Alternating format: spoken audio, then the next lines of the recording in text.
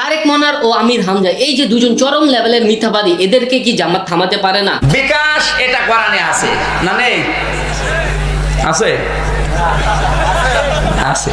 বাইরে একজন হুজুর মানুষ হয়ে কিভাবে এত মিথ্যা কথা বলে, যা আমরা সাধারণ মানুষও বলে থাকি না? জামাত তো এদেরকে ঠেকাচ্ছে না, উল্টো তাদেরকে সাপোর্ট করতেছে।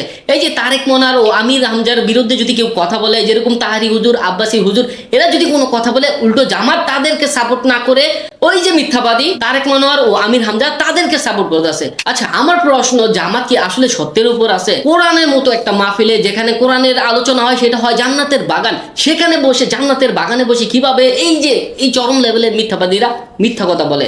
বাইরে সব জিনিসের একটা এক্সপায়ার ডেট আছে, মানুষেরও একটা এক্সপায়ার ডেট আছে, শিক্ষকের একটা এক্সপায়ার ডেট আছে। একটা সময় তাদেরকে অবসরে চলে যেতে হয়। আমির হামজা এবং তারেক মনোয়ার তাদের আসলে এক্সপায়ার ডেট শেষ, তাদের আসলে বৃদ্ধ হয়ে গেছে। তো এখন তারা কি বলবে?